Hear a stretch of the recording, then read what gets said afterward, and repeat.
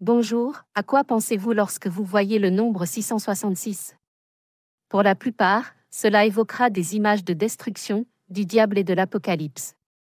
Le nombre 666 est mentionné dans le livre biblique de l'Apocalypse.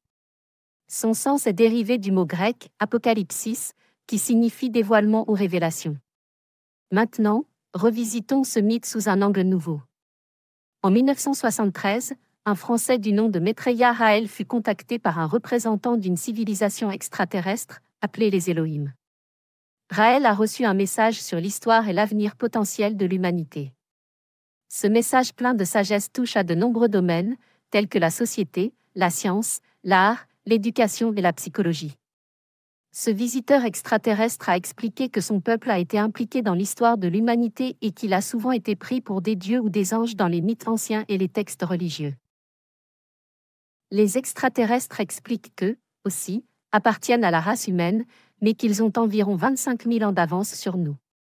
Grâce à leurs connaissances avancées, ils disposent de modèles pour prédire le développement des civilisations.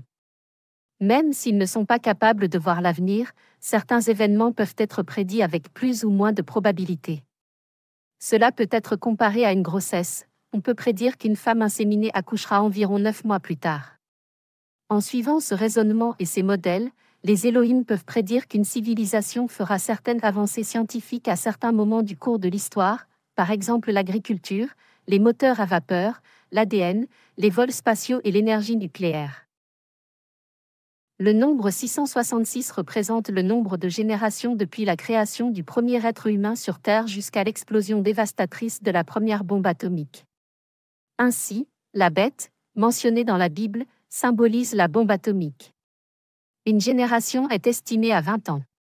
Cela donne 20 fois 666, ce qui équivaut à 13 320 ans. Comment? Est-ce que je viens de dire le nombre de générations depuis la création du premier être humain sur Terre? De quoi est-ce que je parle? Eh bien, selon ce message extraterrestre, toute vie sur Terre a été créée par eux. En fait, les scientifiques sur Terre vont bientôt avoir la possibilité de créer de la vie dans leur laboratoire. On peut dire que nous, les humains, devenons des créateurs, et certains diront même des dieux. Ceci est rendu possible grâce à des techniques telles que la génétique. En d'autres termes, l'histoire se répète. Les progrès dans la science de la création de la vie se produisent sous nos yeux. Ceci est irréversible, peu importe si vous croyez en un Dieu tout-puissant ou en une évolution aléatoire comme réponse à l'énigme de la création de la vie. Quoi qu'il en soit, supposons que le nombre 666 représente 666 générations d'histoire et de progrès humains. Et alors? Pourquoi ce nombre est-il si important? Tout d'abord, au moment où la bombe atomique a été larguée sur le Japon, en 1945, l'humanité est entrée dans le temps de l'Apocalypse, ou plutôt le temps de la révélation. Les Elohim ont jugé que l'humanité était prête à recevoir leur message final, une explication actualisée et rationnelle de notre histoire, de nos religions et de notre avenir potentiel. Auparavant, ils entretenaient des contacts indirects avec l'humanité, par exemple par l'intermédiaire des prophètes. En raison de la différence de connaissances entre l'humanité et les Elohim, ils ont dû adapter leurs messages de manière à ce que les gens puissent les comprendre. C'est pourquoi de nombreux livres religieux utilisent des métaphores et des mots auxquels les gens pourraient s'identifier. Il ne servait à rien de parler de vols spatiaux, de civilisations extraterrestres ou d'ADN. Dans le passé, les gens n'avaient aucune idée de ces concepts. Mais aujourd'hui, les choses sont différentes. Nous sommes prêts à vraiment comprendre plutôt que de croire aveuglément.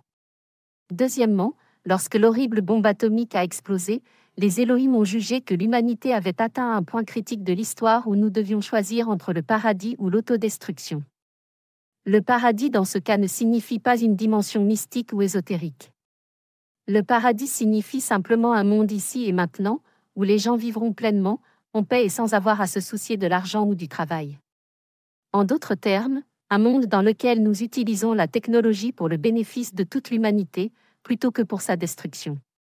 Enfin, nous avons atteint le moment où nous pouvons accueillir ces extraterrestres sur Terre et les rencontrer comme des égaux plutôt que comme des dieux. Ok, voilà. Une explication démystifiée du nombre 666 et de l'Apocalypse.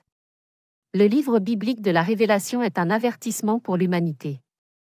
L'anéantissement de l'humanité n'est pas prédestiné. Nous avons le choix entre la paix ou la guerre et la destruction. La balle est dans notre camp, et le temps presse. Les Elohim appellent toute personne éprise de paix à lire leur message révolutionnaire.